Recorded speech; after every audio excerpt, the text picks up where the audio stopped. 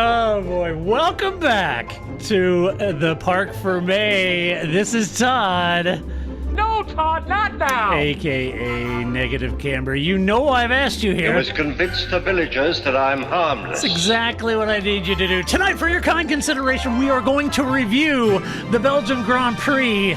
So-called. Yes, that's what we're going to do. But in order to do that, I have to introduce my co-host tonight, which of course means... Wrecked from out of the wasteland. He's bad, he's beautiful, he's crazy. Hello, everybody. This is Paul Charles, the International. It's Paul. Paul, how you doing? It looks a little rainy. I'm a little wet. So I've decided that I'm only going to be here for like 5% of the podcast. Okay, all right. Yeah, I think that's plenty enough for everybody. I think it's good. Yep, and I think we can officially call it a podcast if I'm just on it for the first 5%. I think that's perfectly reasonable. Yeah, I have consulted the TPF podcast rules. If you answer 2 questions or more, it's officially a podcast. Okay. You're good. Because it's tough. It's rough out here. I can tell. You know, I tell you, the hole in the ceiling really should have fixed that thing. I can tell. I love your raincoat there. Yeah, thanks. It's nice. Oh, it's brightening up. Oh, there good. you go. It's brightening up. I'm just going to have a bad hair day. Yeah. I do like your champion spark plug shirt, too. Thank you, sir. By the way. Yeah. It's very dashing. Yes. Hey, Paul, did you get know? an NGK plug t-shirt? NGK plugs would be good. Yeah. What do you use in that Aston Martin number 23 Harder Racing car? Bosch. Of course you do. It's all over the place. Bosch. It's a good spark plug. It is. They make some good stuff. Yeah, they do make some good stuff. They're good with the electronics, those Bosch people. They are. They do Very well. smart. Yeah. Very smart cookies over there at Bosch. Mm-hmm. That's very true. Hey, Paul, did you know that sometimes it can rain over the whole damn circuit of Spa? I did for a very, very long time. Yeah. Indeed it can. I've learned that very recently. If you're new to the podcast, we said many years ago, every broadcast, they'd always say, every single Belgian Grand Prix, they would always say, and sometimes it can be raining on one side of the circuit and not on the other. And we heard this ad nauseum for years, every single broadcast. And it got to the point where Grace and I were just cutting our wrist over this thing. Right. So that's the inside podcast joke. And so if you see it on our social media, people will say, hey, Todd, did you know it could rain? Yep. Yeah. It's part of the ball game, too. Yeah, exactly. Yeah. So if you mention Spa being wet and dry, you go to jail directly. That's right. And it's become a TPF drinking game. Everything is. Yeah, it's kind of funny, but I loved this weekend because it can rain on the whole damn circuit. So. Yes. And the other one that you typically hear is that the Ardennes Forest, that's its own microclimate down there. Definitely is. Yes, its own microclimate. As evidence. As is my bedroom, apparently. Yeah, right. Now, I know the shortest race in F1 history may not have a lot to talk about, but, that wouldn't be really in keeping with us. You know what we do on race reviews. We watch one, then we talk about it. Then we watch one, then we talk about it. Come on, Todd. Yeah, so we're going to talk about it. Don't get all upset with me. Stop yelling at Todd. We're going to talk about this. But if we don't watch one, a race that is, what do? Did it happen? Did it really happen? Did a bear poop in the woods? I'm not sure. Right. There's many questions. If a tree falls in the Ardennes Forest and no one's there to see it, did it fall? Yeah, I don't know. Did it make a sound? I don't know. If the FIA says didn't, it didn't. Well, the FIA says, conversely, the FIA said that a race did happen, Paul. So we are going to talk about what race didn't happen. Yes. So, look, folks. We're going to try to unpack this and everybody, let me just say this up front. Everybody needs to calm the hell down for a moment and let's just talk about this. I get it.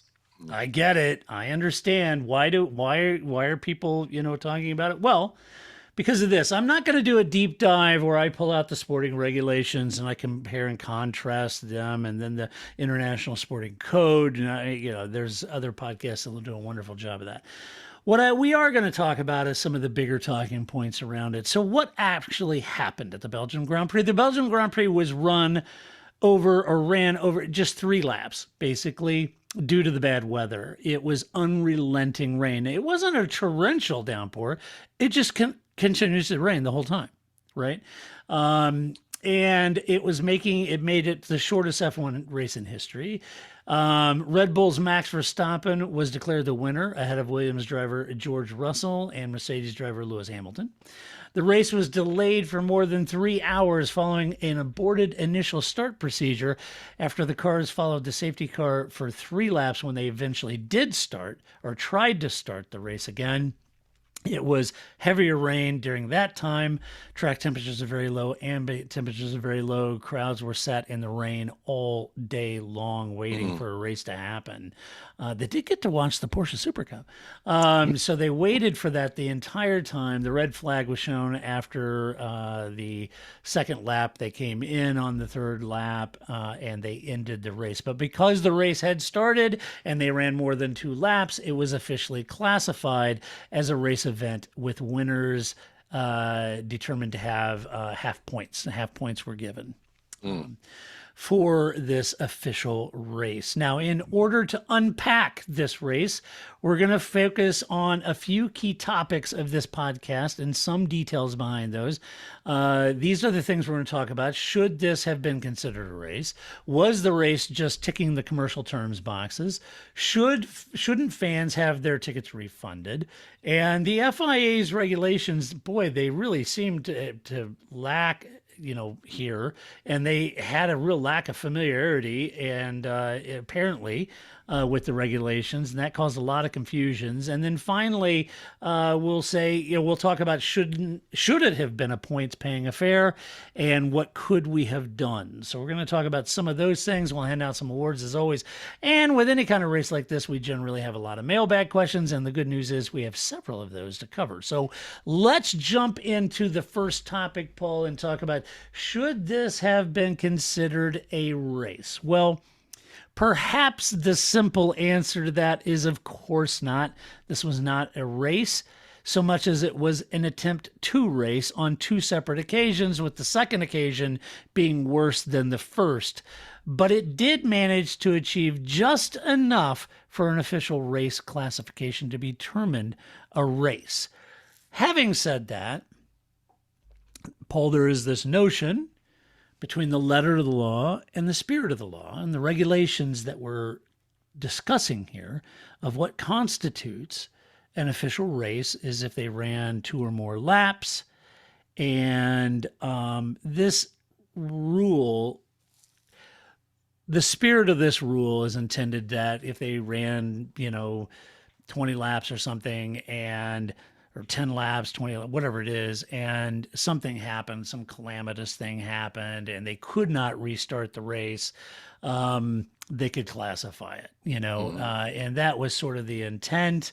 If there was some sort of major calamity and they couldn't start the race, they could classify it. The 2-lap element could be debated, but this unfortunately qualified for that, and they made it a race as a classification. Your thoughts, Paul? Nice summary. Thanks.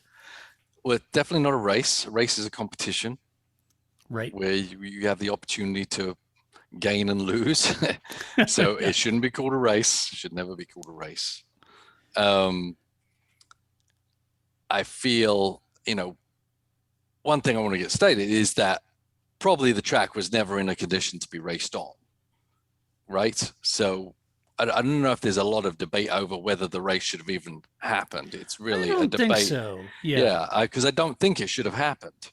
Well, and this is the unique part of the circuit, Paul, because there certainly was conversation of, well, you could bring the cars out and just let them run for 20 laps because 20 cars are going to dissipate a heck of a lot of water. Right. But on a 4+ mile track, while they're over on this side and it's not stopped raining, it's just going to continue to put water on that track.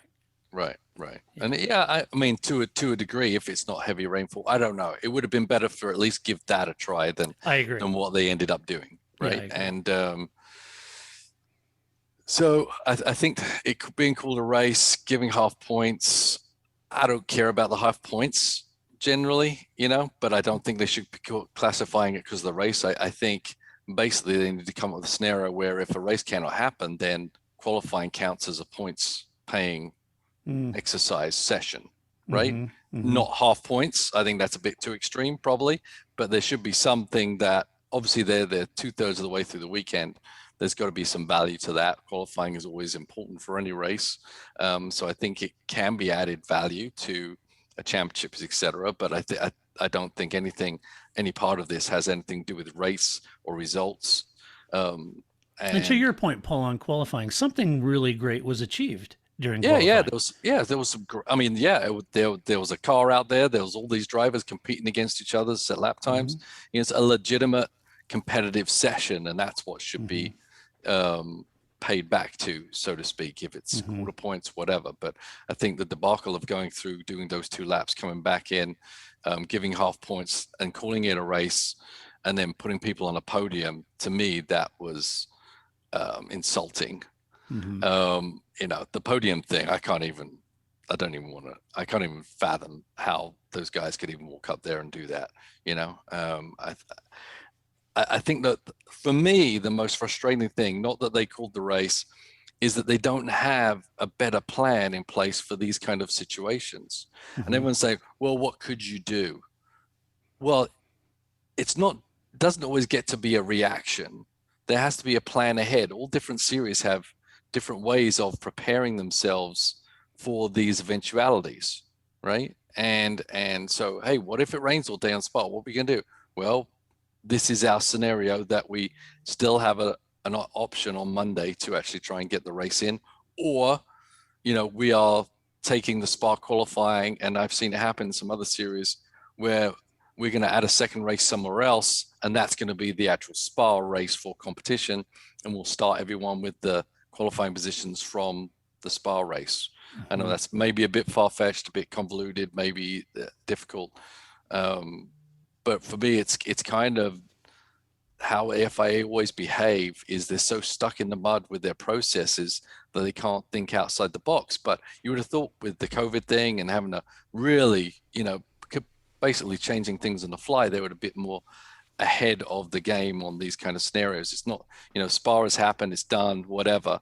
I would think, Formula One is the premier championship in all of racing in all the world. Why do other series have more adaptability, more flexibility, more process in place to get races in, get the fans to watch a race, whatever, if there's some eventualities where for some reason the track isn't drivable on that certain day? Yeah, there certainly was a lot of discussion about why they did that and why they actually went back out and ran. And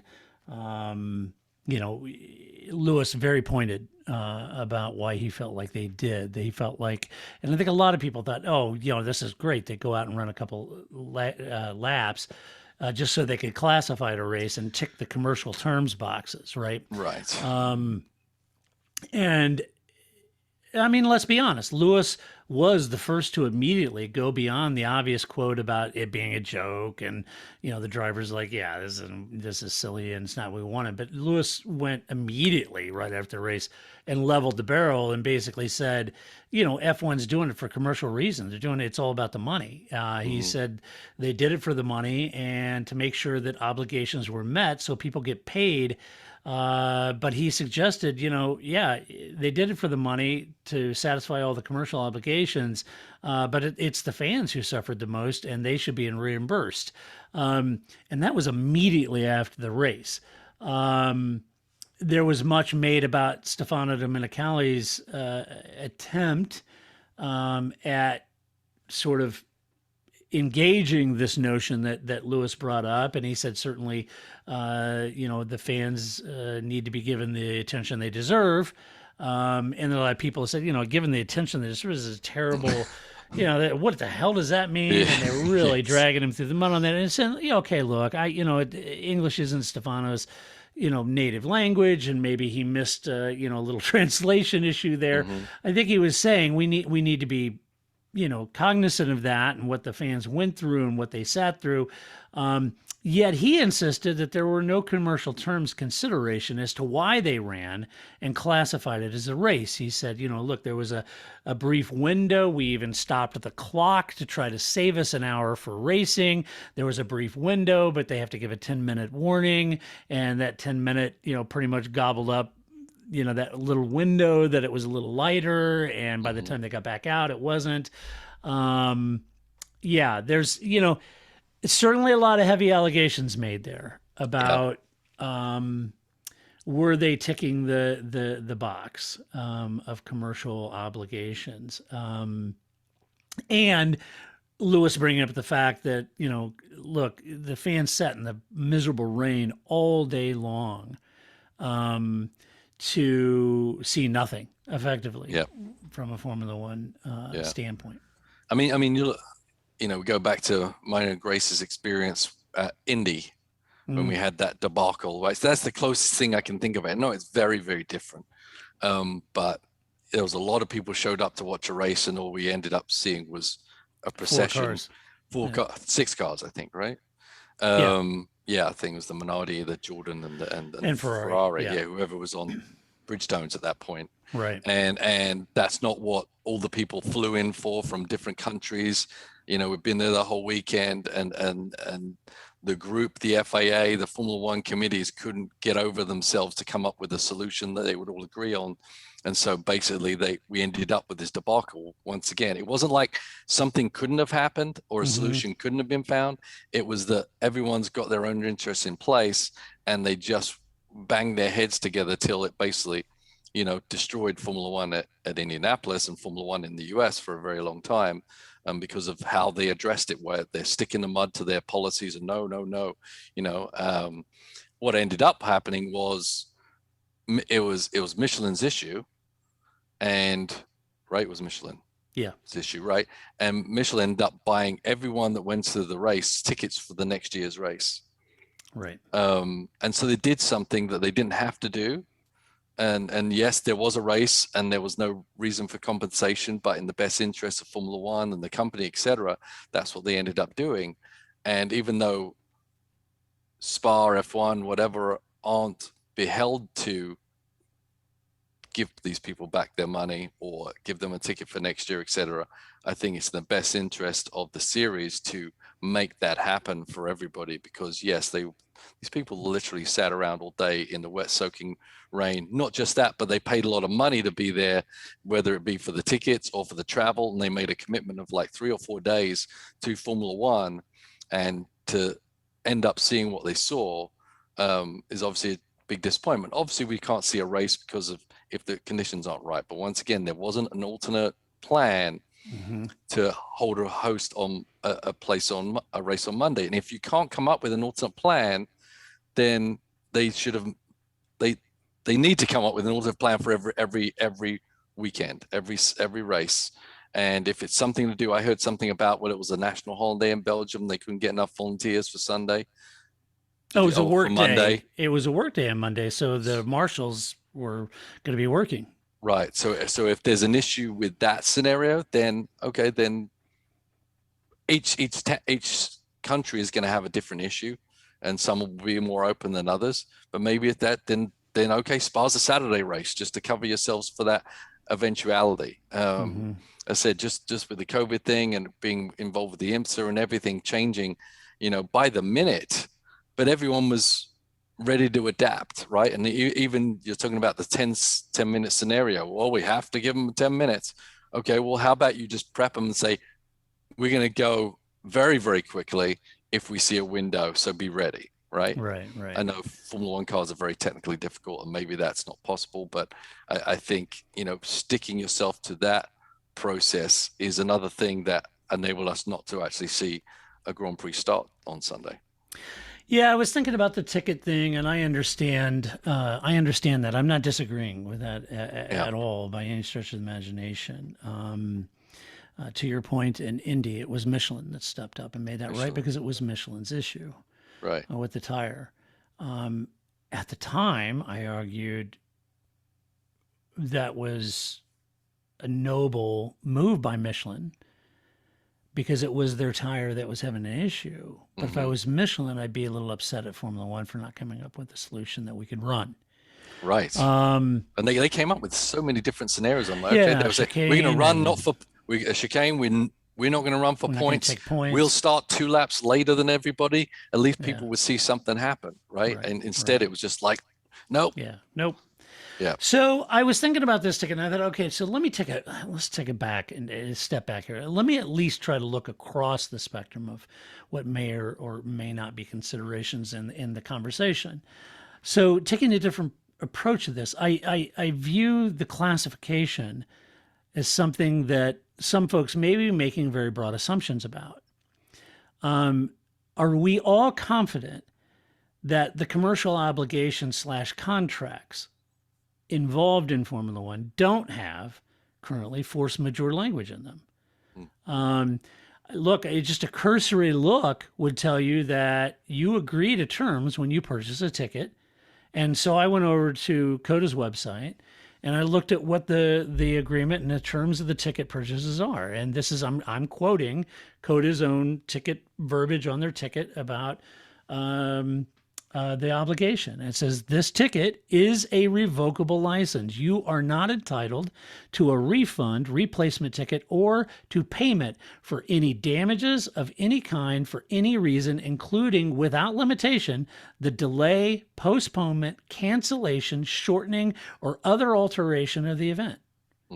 That's on the ticket. Right.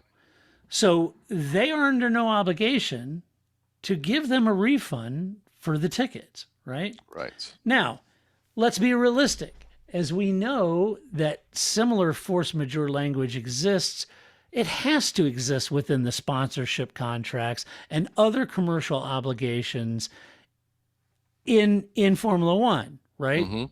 So think about it. You're talking about television rights contracts, broadcast right contracts, sponsorship, sponsor money, the people that are working there, the salaries that were or weren't paid, the advertising hoardings, the sponsorships on the cars, the fans in the stands that didn't get anything. I just read you the ticket. That's where they stand. So when people think about this, the fans are probably the least threatening of litigation out of this whole equation as anyone else.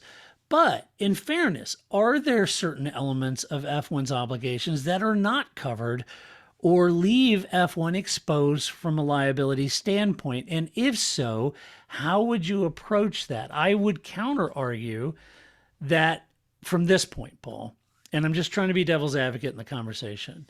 I'm not saying I endorse this. Okay. But I would counter that that it's better to make things right for fans and everyone else through a position of your F1's benevolence than trying to make things right through punitive litigation via the possible multiple suits filed against you if you didn't have a classified race, right? Right. So it might be easier from a litigious standpoint to run them, classify as a race, and then come back and offer the kind of Michelin benevolence that was afforded the fans at Indy. And in this case, offering some sort of benevolence and some sort of, make it right scheme for the fans that went to Belgium, other than trying to field multiple lawsuits about people getting screwed or sponsors getting screwed or whatever it might be and being forced to make it right. Right. Well, I mean, it definitely gives it back in the FIA or the track's hands to be as generous or non-generous or not as you can. I mean, that's a basic, probably a very basic thing that for spectator events, I would imagine, Yeah. And whether they choose to or not to, they're not held to do that at all, right? So that's my it's point. in their best interest to have that. For sure. Yeah. And don't get me wrong, folks. I'm not saying that it's correct or the best prime mover for running 3 laps and calling a race. But the liability F1 faces from the fans is covered on the back of the ticket. This leaves other major elements as the bigger threat, so classifying as a race could position F1 in a reduced risk posture, okay? I'm not saying that that's why they did it, because Domenicali specifically said that that wasn't a part of the equation, that they did try to hit this very small window to try to get maybe 45 minutes, an hour of running in, and it just didn't work, right? Hmm. So this leaves us with the question: should the fans have their tickets refunded, despite the tickets saying that they're under no obligation to do so? And I guess, Paul, I think the sobering reality of that is that that may depend on how much outrage there is, how it's impacting F1's brand, and what concession they're willing to make to protect that brand. And certainly Lewis, initially, for better or worse, he didn't help the situation by immediately saying the fans should get refunded, right? Yeah, right. Some might view that as biting the hand that feeds, while others may view that as, you know what, that's a refreshing accounting of a series that needs to work much harder on delivering their product, right? Yeah. So I think it depends on which camp you're in. I will tell you, I grow tired of the just ceaseless bitching and use of social media to feed everyone's own narcissism via this whole perpetual outrage about everything. Certainly, if you were a fan and you went to that race, oh my gosh, that's brutal. I sat through the remnants of the hurricane in Austin, right? Waiting for something to happen. Right. And we were very much thinking that they just may cancel that race. Mm-hmm. I mean, it was torrential downpour, right? It was amazing that you even got it in. Yes. It was amazing we even got in, but we're all really sitting there getting frustrated. We've sat here through delays and all this rain. And yeah, we were pissed off, and they have every right to be pissed off about that. And certainly the poor people at the Belgian Grand Prix, my gosh. All the teams are, everybody's like, oh, my hearts are out, because the commitment of those people staying there and waiting for something to happen is unbelievable. Yeah. So I feel that. A full refund, I don't know. What could they do? I don't know. Watch this space, because I think there's enough, Lewis coming out immediately and saying, they deserve a refund. This is silly. Yeah. I don't know if Formula One will do it. They're under no obligation to do so. But will they? I don't know. Yeah, I don't know either. As you said, that they it's kind of in their hands with what they do and what they don't do, and maybe they're going to measure the outrage and figure out, how much damage they're actually getting, and then figure out what to do afterwards. I mean, for my part, with the Indy thing, yeah, they sent me a ticket, but I didn't go, right? Because I was still very peeved with that whole process. I didn't want to see an F1 race at that point, certainly not the one at Indy, and had nothing to do with Indy. So I don't. The problem with the spectator tickets is that's the only income for the track. Right. So I would, and we know the track's had its troubles, just trying to stay alive, and we're all big fans of Spa. So I would hate for Spa to be the only one that's going to lose out here. I really, if I leave on anything, I'm going to lean on the FIA to make the reimbursements or whatever they want to do F1, strong enough, rather than kind of put pressure on Spa the track to do such a thing. Because I really think that there is other options other scenarios they need to plan ahead for, so that these things don't happen. If you can't get to the race on Monday, if the fan can't get on to the race on Monday, yes, you can't get everyone there. I was actually at Indy 500 once, and I think we got rained off 3 days in a row. We were nearly the only people there at the Indy 500 by the time the actual race kicked in. But at least you knew the efforts were being made. I just think it's lack of forethought by Formula One. You got to think how much preparation goes into a race weekend, and how much in writing the rule books and the contracts and everything, that I just still feel they're really stuck in their old world of not being able to adapt well enough or plan for other scenarios that other series, I say, certainly in America, can easily do and always have a plan B. NASCAR does, for sure. Yeah, NASCAR does, IMSA does, they always try and find a way to try and make it happen. Yeah, that the track was undrivable, get it. But that's the most disappointing side to me is their lack of ability to have a plan B. It kind of comes down to them being so anchored in their regulations and the regulatory oversight and the process, right? Right. The inflexibility, if you will, of the regulations. And I got to tell you, this weekend kind of exposed, it seemed like there was a kind of a lack of familiarity with their own regulations, right? Right.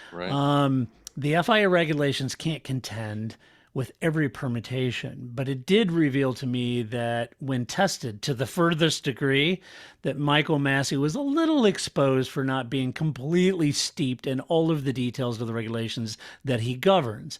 And certainly in the case of Perez, it would seem that the teams may have known the regulations a little better than Michael did in that case, right? Right. There's no regulation that was specifically written for the 2021 Belgian Grand Prix, and as such, it's very difficult to expect instant answers for issues that haven't come up before, that a guy like Michael Massey has never faced, right? He's never faced this kind of thing. Right. I just wrote an opinion piece a few weeks ago about how Michael Massey is no Charlie Whiting, and how that's actually okay, because with age and experience comes wisdom. This event, let's be honest, this event would have challenged Charlie. Right. It hasn't happened before, and this would have challenged him too. I haven't forgotten the 2014 Japanese Grand Prix, by the way. Remember, delayed, and they started almost in the dark, right? And then Jules Bianchi tragically, had that accident. Yeah. So I haven't forgot about that. And there are other incidents where Charlie was absolutely castigated for making the wrong call. So let's be fair here to Michael in that sense. He had a very difficult situation he was trying to manage. I would also, and people were making, guys were telling Michael, about the regulations, and I would expect a guy that's as brilliant as Jonathan Wheatley, a seasoned Formula One veteran like Jonathan Wheatley, I would expect him to know the regulations as well as, if not better than Michael Massey. Better. I mean, look what we've had. We've had the F duct. We've had all kinds of different scenarios where they read the rule book and the FIA write the rule book, and they think everything's going to show up this way. And then, we've got the F duct, or we've got, elephant-looking noses, all kinds of crazy stuff. The teams, it's in their best interest to look every single detail. Yes, and a guy like Jonathan Wheatley, James Vowles, the Shove over at Merck, Alan Permain at Alpine, these guys have been doing this for so long. They know these regulations inside and out, So I would expect them to know them really, really well due to their wisdom and experience that all of these guys have. And it's only time is what's going to take Michael to become in full command of an exhaustive set of regulations, right? And it's not all up to him. He has a stewarding crew that have to interpret these regulations and render judgment on a race weekend. Charlie very much, they'd go to Charlie, but Charlie would bring it to the stewards to make that call, so you can't put all this at the feet of Michael Massey. And he's got to have pressure also from the commercial side, right? From commercial Formula side One. of F1. Yeah. Exactly. Look, Indy, Bernie Ecclestone very much involved in the Indy call. Japan in 2014, very much involved in that. So it's not Michael working in a vacuum. He's got a stewarding group. You've got the commercial rights holders who are involved in this. Everybody's involved in that, The FIA and team, I will say that the FIA and the team's confusion over the regulation set is what created some of the broadcast confusion. And I have to admit, in this case, if you've confused a guy like Martin Brundle, you've done a really good job, because Martin, like those team bosses, he's been around this sport a long, long time. He's no one's fool. And if he's struggling to make sense of what's going on, then he knows the rules pretty damn well himself. Yeah. And I think, everyone had the best intentions. They did. I really think, they had the best intention of trying to put on a race. And being that person, which I've been a couple of times, but obviously nothing like Formula One. There's a lot on you, and you're interpreting maybe your own rule book, and sometimes it's very, very difficult decisions. And I think Michael Massey is definitely a guy that was doing everything he could to try and get the race to go off.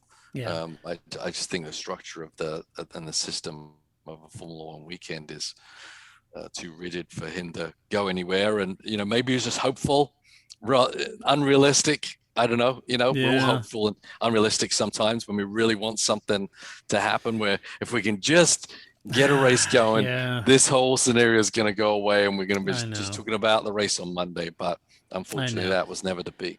And you know what would have happened to Michael and the stewards had they sent him out there and something horrible would have happened? Right, Someone would have right. got seriously injured or worse, right? Yeah, I mean, he's already under pressure after not after pulling the red Lando's. flag with Lando, right? Yeah, Right, right. He was already taking heat from that. yeah, You know, look, folks, you have to have some deference for that. To castigate everyone, oh, you're taking commercial, but look, there's a lot of liability issues and exposures and everything that's all involved. You know, there's liability and issues and even within driver contracts, about force majeure and things that can't be helped. No one involved in Formula One can control the weather. And so it's very difficult to do. And this brings up kind of the last talking point I want to talk about. Should it have been a points paying race, and what could we have done? Let me read a couple of my bullet points, Paul, and you jump in where you see fit. First of all, the count back of the laps. Let me try to unpack that a little bit. They're saying, well, it's crazy because they ran, 2 laps and, should it even paid because they really paid it out on the first lap. That's how they did it. And okay, so okay, let me try to explain a little bit of that. The count back on laps to lap 1 is the results is a factor that is meant to balance a race in a situation where there was something that happened that upset the running order. In the case of the red flagged race with carnage involved, such as we saw in Brazil, the count back actually ended up awarding the race win to Fissy when that happened. And Jordan, and gave the win to the Jordan. And that was based on the running order of the penultimate lap of when the red flag came out. And that is intended to account for a bunch of carnage that may have happened that upset the running order at the lap that it actually happened. right. To make the result fair. And we saw that a few years ago in Brazil. And it took them a day or two to write that, and then gave the trophy rightfully to Jordan and Fisichella, right? That's what that count back to laps was. Yeah, There was it goes nothing back to the nefarious. last legitimate racing lap, right? Yes, it's nothing nefarious that, Michael Massey or the FIA or Formula One was trying to do. That regulation is there to count back. It's confusing as hell, and you've got 2 different regulations that are sort of at odds with each other there, and I understand that, but that's the spirit of what that regulation was intended. When you apply the letter of the law, it seems a little weird and conflicting with what happened here, right? Yeah. So I understand that. Go ahead. You were going to say something? Well, I just think it doesn't matter if the cars did 3 laps, 2 laps, did no laps. It doesn't really change anything. No. Right? It doesn't change anything for the people. They never saw a race whether the cars moved or didn't move. Right. But Right. We race could parse. didn't happen. Yeah, we could parse all these rules and regulations all we want. That was just maybe it was the commercial side, maybe it was because they were trying to attempt it. Yeah. I honestly, I don't really care. No. Because the race didn't happen. That's just the reality of it. The race didn't Yeah. happen. I don't think, Yeah. And it's tragic because of all those wonderful fans right. that were there sitting through the rain all day. I've been there. I sat through the Right. rain of the hurricane at Coda. And I understand, but I got a race in and they didn't, and that's brutal, Right. And by the time that the rain finally let up in Coda, it was a hell of a race, Right, it was, It was a yeah. fantastic race, and I wish that would have happened in Belgium because we love there. In my mind, there's very few tracks that are better than Spa. Yeah. and No, for sure. and I just love that track. Yeah. Now, Paul, you said it earlier. If it was me, Yes. I think I would have had a muted podium celebration. I don't think I would have had a podium. Well, So- you ask why would you have anything at all? Why would I have had anything as well? Because you have to be there to take advantage of a situation like that. And Max, and perhaps most importantly, George, certainly delivered in equally miserable conditions on Saturday to be there. Yes, it was a crap deal, but if they're going to classify it, then a muted celebration where they hand him the trophy, something like that, just in, recognition of what they achieved on Saturday, there was some great driving and things achieved on Saturday. Right. I don't think I would have got up and sprayed champagne. I think I would have just had a Definitely ceremony not. and given them the award for that position, shook their hand, and ended the day. Yeah, exactly. I You mean, know what I'm saying? yes, I do. Yeah. I mean, as I said, I don't classify it as a race. I don't think they should promote it as a race that finished or Yeah. that there was a result for. And it was just, hey, there's your qualifying points in lieu of that. I think very muted is what I would say. Yeah. I really don't think. I mean, I think the benefit for these guys is massive for their effort. I think that's where their benefit is in the points they just amassed for their qualifying efforts. I didn't see a reason for them to jump around on a stage for it. I think literally if they just went home, they still got plenty out of it. Yeah. No, it is a good point. I mean, Max, the gap delta between Lewis has a 3-point lead instead of an 8. Right. Williams gets a huge points haul, which is Right. desperately needed for prize money. Right. But what a Herculean effort by George Russell Yeah. Paul. I mean, Yeah. that team is going from strength to strength to strength, and I just couldn't be happier for Williams and what they're putting together there. Yeah, I saw Alex Brundle on the good side breaking down his lap. Yeah. Which was okay. I mean, Alex is a bit up there in your face kind of thing, and I don't think he really brought anything to the table that wasn't kind of normal. Where it's, he's breaking off the racing line. Well, okay, well, everyone was doing that, right? He's maximizing his rolling speed. That was a good point. Yeah, maximizing rolling speed. It's just that George got everything perfect. Yeah.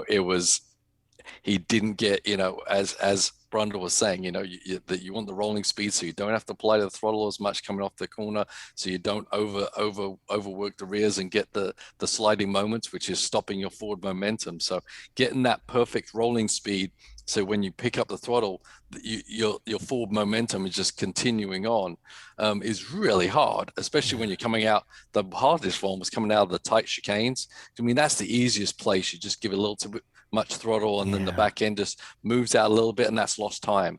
But on that one lap of George's, he got the braking perfect. Even with a little lockup, the little lockup he got into the last chicane was not a negative at all. It actually kind of helped the situation. So and George said that he missed the curb on the entry, but it actually ended up helping him. Right. And the lockup actually kind of helped him get the rolling speed he needed to apply throttle to get out of it. Exactly. That's what I'm trying to point. And so he just perfected the lap. It was a stunning lap. It wasn't like he thought of something different that everyone else wasn't trying to do. He just was able to do it 100% of the time, every corner of that lap, and that's why he achieved what he did. Yeah, it was great. Yeah, more testament to why he absolutely should be in that Mercedes. Yeah, absolutely. Yeah, I mean, absolutely. I know Toto's made that decision, but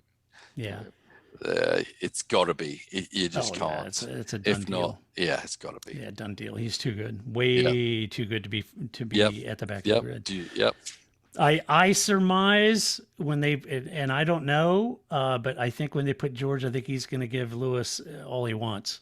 Yes, and they've got to think of their future, right? Lewis is going to be around forever. They know Bottas isn't the Lewis replacement. No, he's not. Sometimes you got to go on. You got to get him on with the program. You don't want to lose him because you don't want George racing against you. No, you don't. Because if I wasn't going to get signed to Mercedes, I would have said, George, you better head to Red Bull right now because they'll take you with arms open. That's exactly right. They would have taken him in a heartbeat. Yeah. Lando wasn't available. But Lando's very much in that same category. Yeah, right? yeah. But George has been part of that Mercedes program, and they know what they got. And they know that you just can't delay George one more year. You can't do it else. Nothing against Lewis, but all champions retire. Yep. It happens. Yeah, and Lewis is stunning, right? He's stunning still. So I think incredible. Yeah, for the equation, we're going to be comparing George and Lewis. That's going to be very, very interesting because Lewis has lost none of his speed. No. Obviously now we know he's got a couple of years left in it, so it's going to be good. And then for Mercedes, the best benefit of them is they can have 2 years of those guys together, and George is going to be well prepped and ready to continue on their success. Right? Absolutely. Yeah. A lot of questions about, you brought it up a couple times about racing on Monday and everything. I think logistically, I'm not sure you could have held the race on Monday because of everything. You've got, this is a triple header. So all of the equipment that even the broadcast crews have to tear down, satellite trucks, all that has to be moved out post haste to Zandvoort in just a couple of days. So I don't think you couldn't do that. But here's the point I think you were making very succinctly. This is where I do think Formula One could do a lot better. I think F1 could look at challenging circuits such as Spa, Interlagos, Silverstone, back when we had Malaysia, Japan. I think you can look at some of these weather impacted circuits and circuits that make it difficult in these kind of situations as not contenders, for triple headers. Right. And even go further by possibly penciling in a Monday or a Saturday contingency program to move times and dates as needed based on local radar around that. I know, and here's the thing, if they looked at the radar on Sunday, they should have just, thrown the Porsche Cup race or the sport race out and moved Formula ahead. Right. Okay, but there's legal contracts that are signed with those support series. You can't just chalk them out, right? I mean, you could, but you're going to pay for it. Right. But what would we, no, absolutely. You're right. And there's contracts with, and then the race has to be live and all the TV revenue from these, I was thinking about that a little bit but there's ways to get around it and it's nothing's going to be perfect. No. And yes, maybe you have to tell the support series to go home and you pay them all, but that's a lot better benefit than actually not having a race at all. Absolutely. So, and if you have to move the race because of impending weather, maybe you run the race, but you never actually release footage of the race till the race time it's supposed to. Right. So everyone at the track, can watch the race, but that's kind of the only people watching it live and everyone else, if they need to, but you need this verbiage needs to be in there to be able to make these adaptability, make it adaptable to the TV station. Say, hey, if there's a need to, we have to, for weather, just so we have a race, this is the scenario that we're all going to agree to, that if this happens, plan B is this, and we're all in it together. It's not going to be ideal, but at least we're going to get a race in. But some of these things have to, these changes, these possible contingency programs have to be built into broadcast rights, contracts, and those contracts have signed, they're already done. ESPN's carrying it here in the States. Sky is carrying it. These are the broadcast times that they're supposed to happen. If Formula One had to move it up 2 hours, that's a 2 hour earlier broadcast. There's already programs that are already broadcasting at that time. Should you do that, all the fans are going to be tweeting live. Everyone's going to know the result before you actually show the break. There's a lot of things you all have to consider, and possibly moving the day would be easier than moving the time. But, not everyone's a Delphic oracle or a soothsayer over weather. You could look at Sunday and think, oh, it's going to look really bad on Sunday. Let's make the race on Saturday instead. Come Sunday, it was, cleared up. Who knows? Right. And we've seen those scenarios, right? We have. Oh, my God, the big hurricane's coming. Oh, the hurricane turned, it's moving the other way. It's moving the other way. It's hard to know. Yeah. It is hard to know. But it's hard to know. But I think there does make sense to have some sort of group that gets together to come up with contingency plans around that, because certainly NASCAR has them, IMSA has them, and they manage them pretty well, and they're usually a delayed day, and that's just the way it is, you know. And that's an easier contingency plan than moving heaven and earth, and trying to predict what's going to happen. Right. Reacting to what happened. So anyway, it's a difficult situation. Look, folks, I'm not trying to say there aren't legitimate reasons to be upset about it. And certainly if you're a fan that went to the Belgian Grand Prix, I certainly understand and I feel for you. But it's a difficult situation. And I think, look, nobody needs to be beheaded over this thing. Okay. Let's just look for ways that we can improve the regulation set, look for ways that we can do this. It was a perfect storm of a combination. What makes Spa great actually sort of worked against Spa here. You know, it's a long track, difficult to get all that water off. It's a microclimate. It rains in the Ardennes, and it just so happened that all of these things combined to make a real big poop sandwich, and it was unfortunate. Right. Yeah, there's no doubt we can't change it now. I say I'm still a little miffed that they don't have contingencies before now.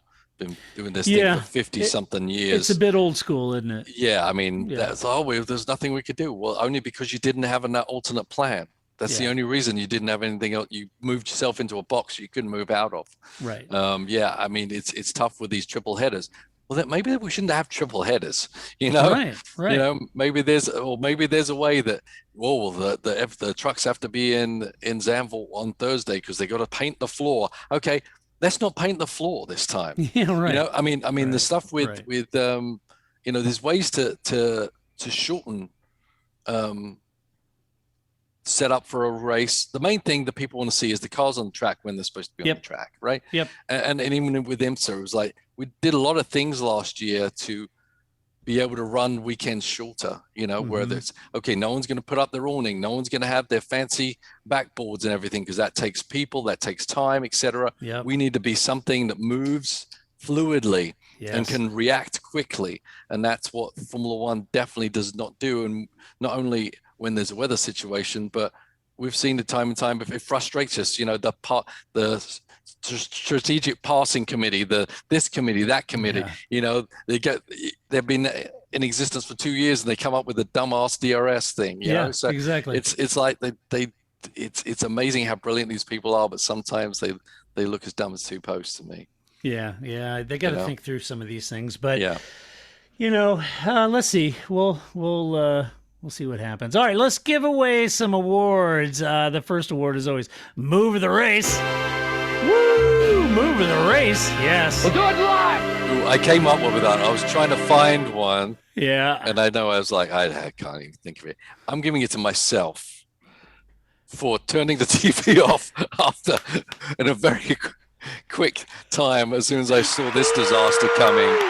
Well done. And going Paul. on and going in the garden and going about my day. And I appreciate everyone. A lot of people like stuck it up. But for me personally, it's my own personal move of the race was turn the TV off and getting on with it. Good. I suffered through a lot of it. My move of the race is Jonathan Wheatley for letting Michael Massey know how the rules actually worked in order to get Checo back in the game. Because had they actually ran that race, Checo was back in the game. Could have potentially scored points, and that was a big move for Red Bull, and it was good. Jonathan Wheatley, wonderful guy. I think the world of him. Very smart stuff. Very smart cookie. Yep. They weren't giving up on that very, very easily, were they? No, they weren't. All right, next award is Donkey of the Race.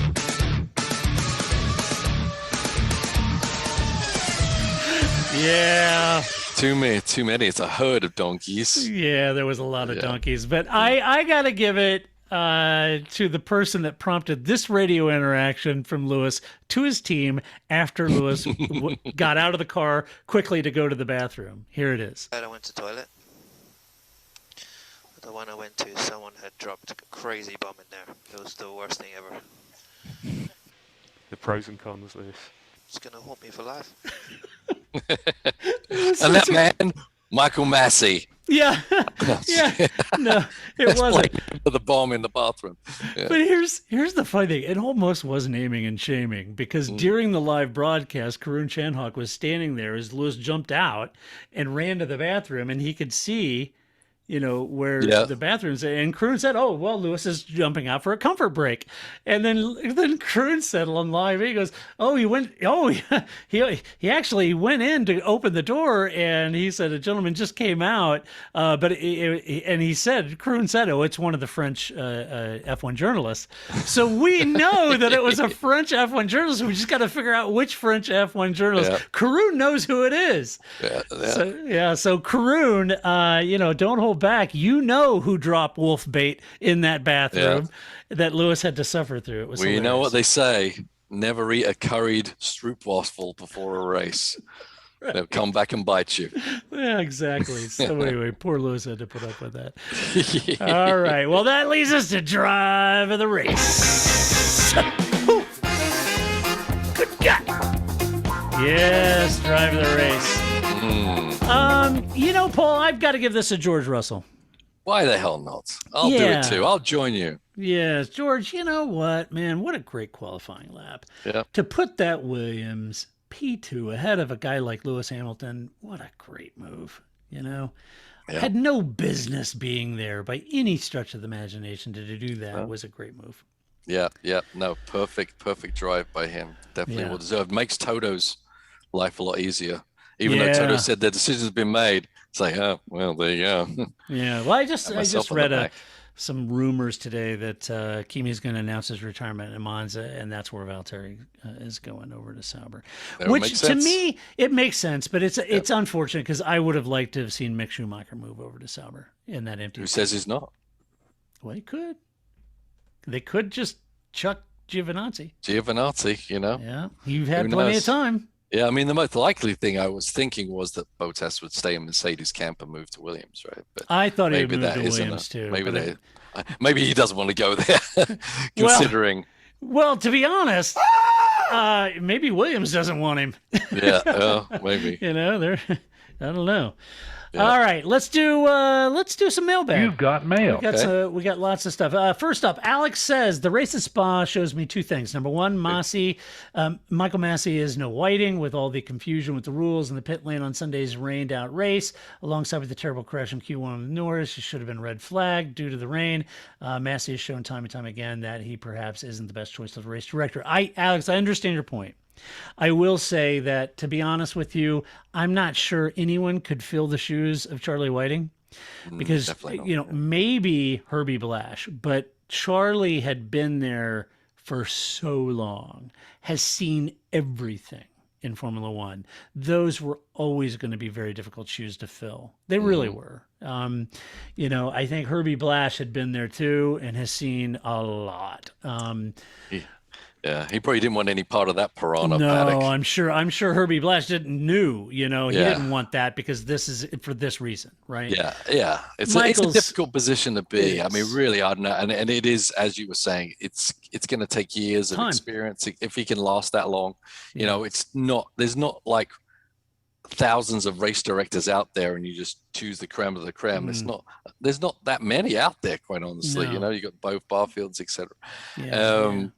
And it's a really, really tough job because you've got the paddock on your neck, trying to get everything for themselves and not really caring, anything about the big picture sometimes, or you, so you really kind of always get your back up against the wall being in that position. So I don't think he's doing a bad job. I think he's a pretty calming voice and calming influence. He's not going to get it all right, but no one ever does, I think he's trying to be, Charlie was hard, but fair, right. But I met Charlie, couldn't have been a nicer guy. Right. And I think Michael's trying to approach this job in a very measured way because he is an absolute target for these teams, and they're all shooting at him. Every single one of them. They see a weakness, right? I mean, Charlie was there, and as you say, he just called a spade half the time, whether you like it or not. And he built up that rapport and that authority within the paddock over the many years he was doing it. He did. And that replacement means, they're going to go for weakness, and I'm not saying Massey's weak. I just think he's got a ways to go to get everyone. Just to kind of. That's what they call it, the Piranha Club. If there's blood in the water, this teams are going to go for it. They will. Yeah. So I understand your point, Alex, but let's give Michael a little breathing room here. It's a tough job. His second thing he notices that Sebastian Vettel is our F1 dad. He said, honestly, he is now. Yeah. Could you get a more caring guy on the grid, checking on Norris after he exclaimed that Q1 qualifying run should be red flags as a class move? Is so much more than that. His encyclopedic technical knowledge, his incredible love for F1 history, he seems pretty placed to maybe be the next Charlie Whiting. I don't know that he would even want that job, but I do think Sebs becomes kind of a fun elder statesman F1. I think he's sort of endeared himself. I don't think he would want that job, but we've always questioned on the whole setup of the stewards and the race director. I think there could be, a shakeup there where they maybe played it a little different. And Seb would definitely be someone who you would want as the permanent, a permanent position in the Formula One tower there. I think that would be great. Yeah, I think he would be good in that sort of role. Yeah, he would. Yeah. Let's see. Pat Goodman says, is it possible for the rain at Spa to fall on one side of the track and the other? Yes, Pat, yes. it is. It is possible for the whole damn track to be rained on. And in the Ardennes, it absolutely is possible. He said it should have been called the non-race, no points. Understood, Pat. David Hughes asks, so a bunch of questions from this Sunday's race. Can you tease out why the original second lap behind the safety car didn't get credited as the racing lap? I think I mentioned that on the count back. Right. Also, why was Perez allowed to remain in the garage as his repairs had been completed? I'm a Perez fan, but doesn't that seem a bit unfair to all the other teams who are stuck outside to cross over? Not allowed to cross again into the garage side of the pit lane. Similarly, how official is the verbal declaration of retirement from Red Bull considering that they ultimately were able to unretire it?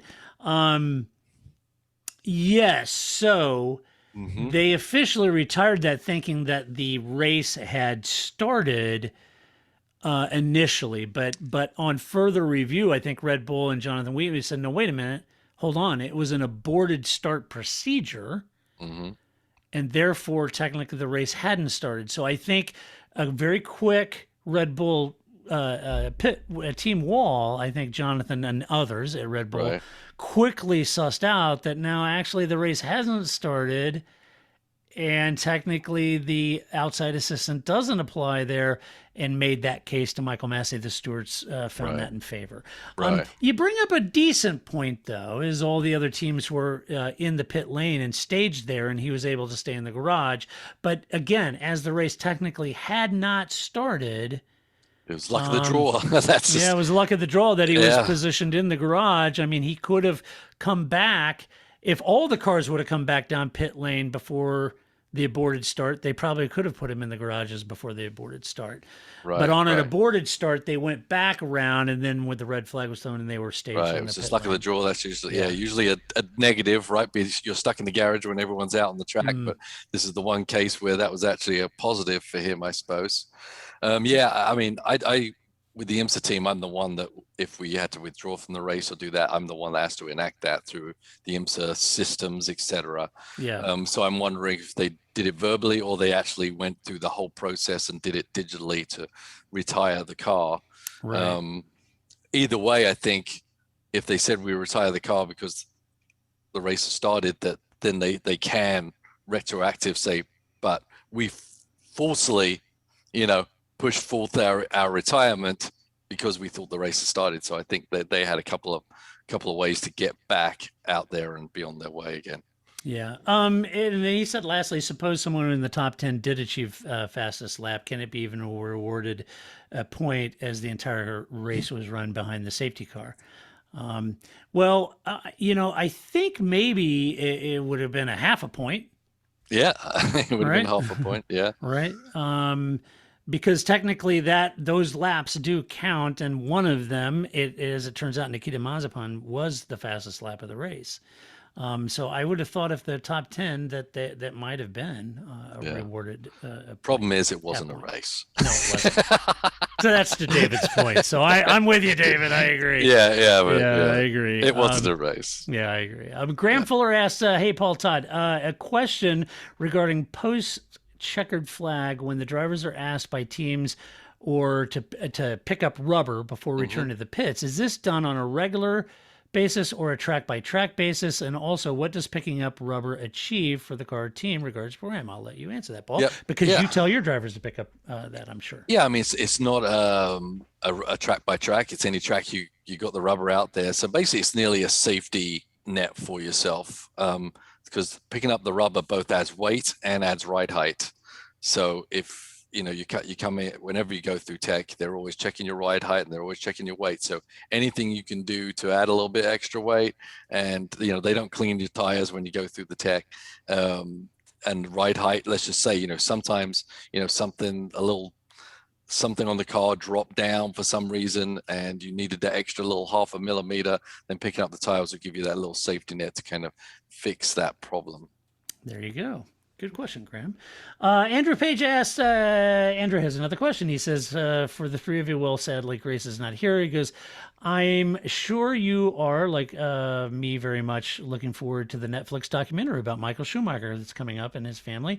We all know as fans how much of an impact he has and still does on our much-loved sport. But what I really wanted to know is what your hopes and expectations for the movie are, and what do you hope that we may learn from watching this video?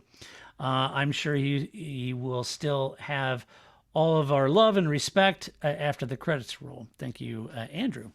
Mm-hmm. So, well, let me speak because Paul probably wasn't the biggest Michael Schumacher fan ever. Correct.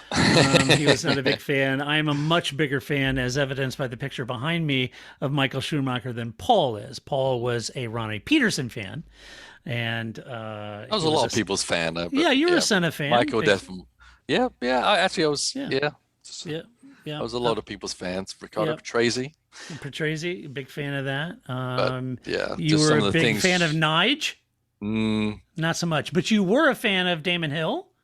Yes, I think what Damon did to achieve. I don't know if you read the book or not. And the more I know about what he did to get there, I was very much a fan. But I know you're a big fan of Sir Jackie.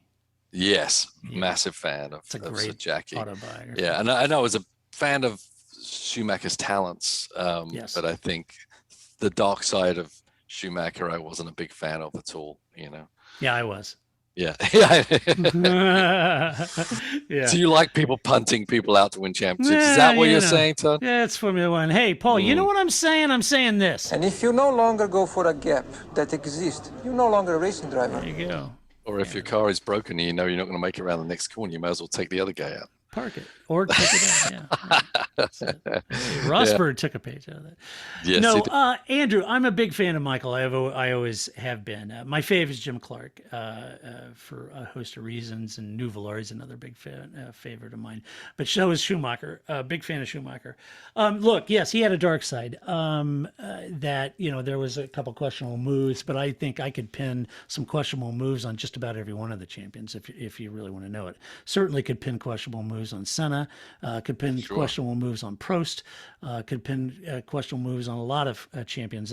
Lewis, no different. There's some questionable moves by Lewis I certainly could pin on him. Vettel, you could pin some aggressive questionable moves, banging wheels in Baku, right?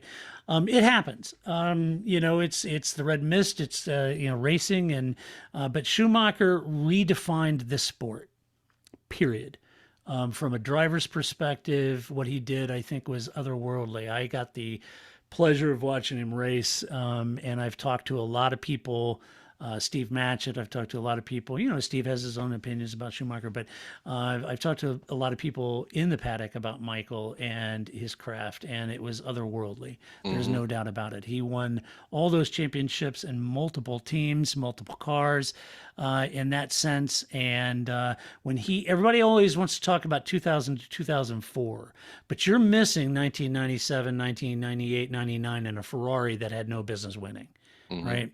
What he was able to achieve in that car, what he was able to achieve in that Benetton, and get to the point in that Benetton was otherworldly. And I might add, Lewis has the luxury of being in the best car in that grid. Eventually, Michael was in the best car in the grid in 2000 through 2004. There's no doubt about it.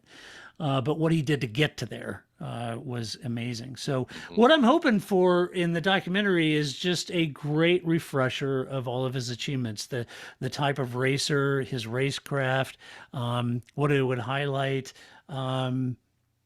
A lot of people castigated Michael, and there was a part, being German, where he was trying in the early days to sort of be open, sort of with his thoughts, but the British press did what the British press does, and as That's Lewis, right. yeah, exactly. So the British press really hounded him. It made him sort of keep the press at arm's length. He had no real interest in that. And you could say, well, that was Michael, but look at what they did to Mika Hakkinen too. They annihilated him in the press. And it was unfortunate because Mika's a super cool guy. Right. And what the British press did to him, because they didn't, his English wasn't his native language. So his sense of humor didn't come across that well. It did to me. I loved it. But, so yeah, I hope that out of the documentary that it shows Michael who he was as a father and as a husband. Yeah. And how much love he had for his children and his wife, and how much love he had for the sport and for the fans that support him. And I think that's probably what we'll see. Yeah. I mean, I loved actually Michael when he was driving that Benetton. As I said, I think that was my favorite time of watching Michael Schumacher, was jumping in that Benetton and just making Benetton just a top flight team. And it was awesome. So for me, it would be that balance, looking at that balance between the dark and the light side, because there is a very light side. And I've heard several things about him that, he'd do everything and anything for the people in under his umbrella of friends and family and everything like that. And then, how did he flip from being that person and turn the screw onto world champion mode? And as I said, I think a couple of things he did were definitely out of order. But how did that happen, and where did it happen? And looking at that side, that balance of him, the other thing is technique, because I saw him race several times as well, and there was definitely something different in his technique that he had over and above everyone else that was out there on the grid at that moment in time, with how he could get into a corner. You often talked about, you were always kind of impressed and amazed at how much speed he could carry through a corner. Yeah, and so I'd love to see a more deeper dive into his actual technique.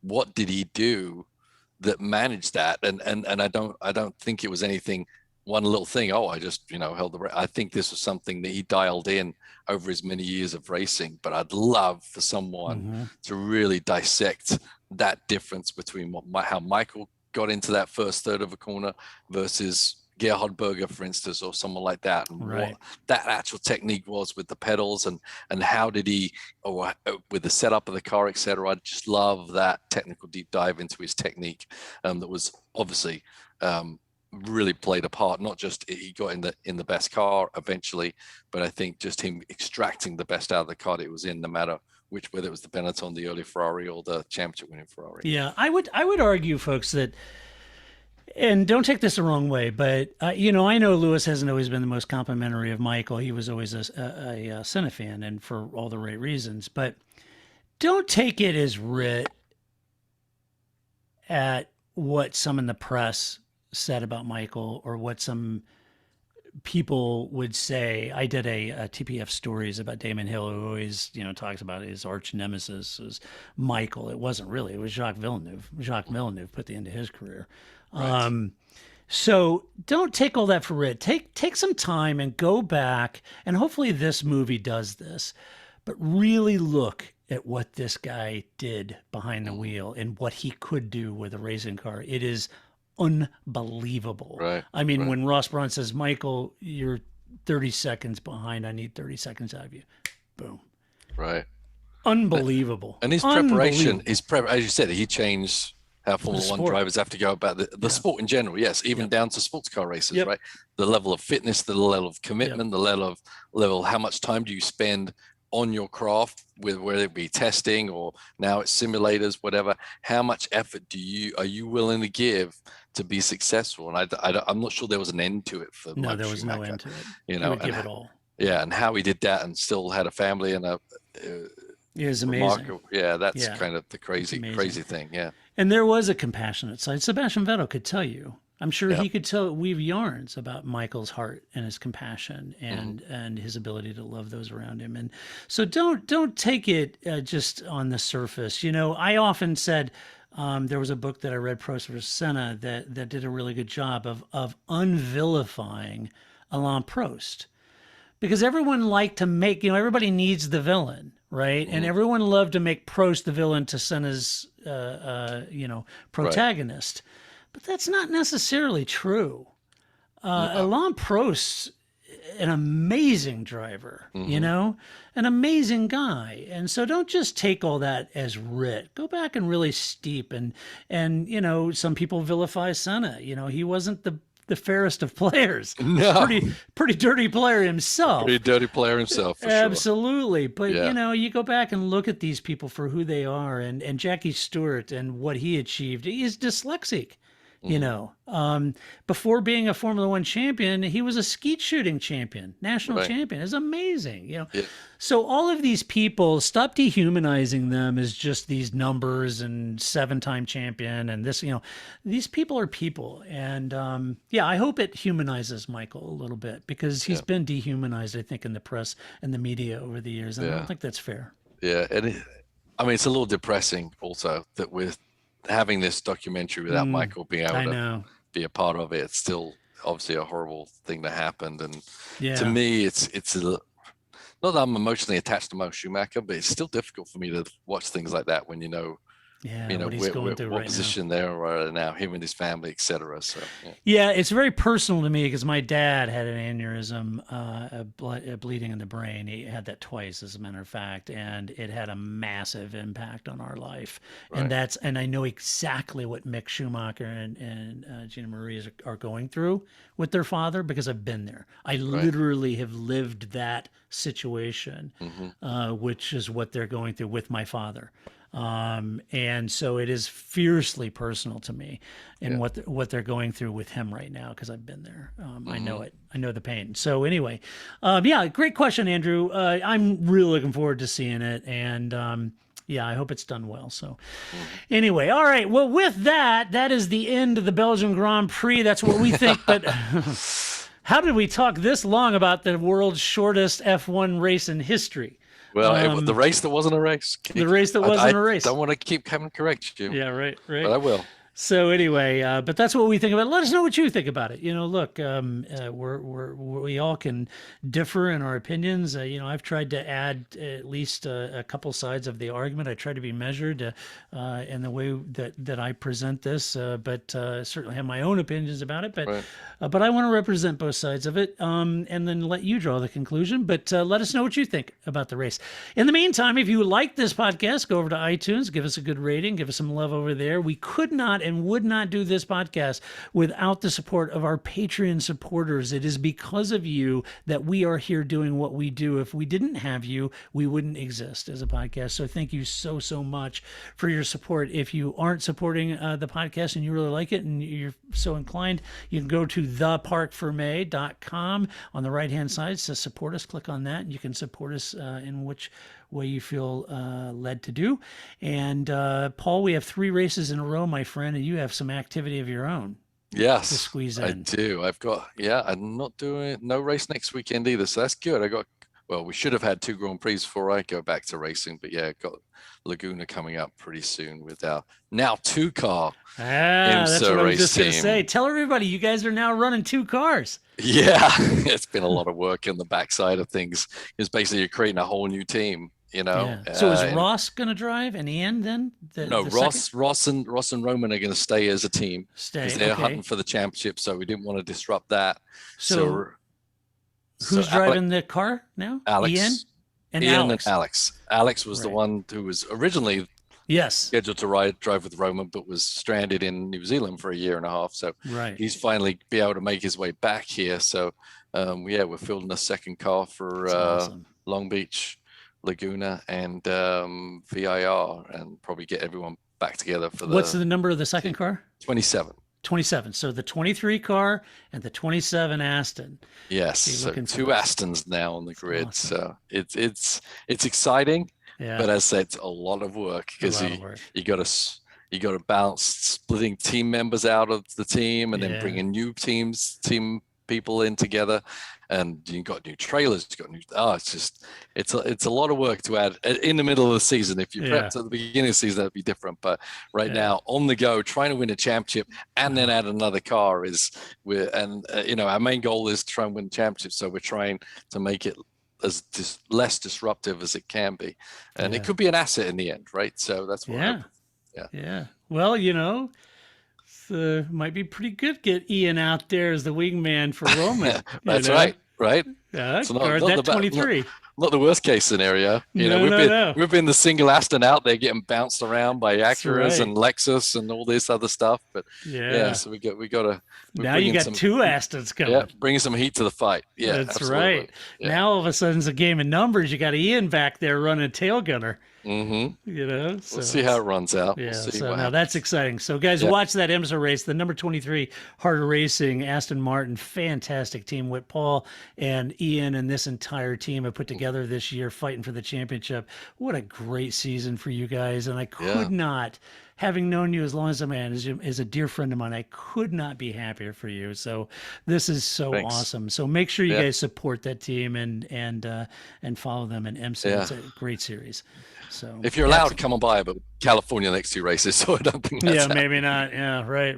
But unfortunately. Yeah. So anyway, all right, guys, that's it for this podcast. Until next week, when we're talking about the big return to Zandvoort, the Dutch Grand Prix. Super excited. Get your orange on because it is gonna be up to the eyeballs orange for Max Verstappen. So he returns home to his home Grand Prix. Let's see if Lewis and Mercedes can take it to the Dutchman at his home Grand Prix. Should be fun. So until then, this is Todd, aka Negative Camber, saying so long. That's it, man. Game over, man. It's game over.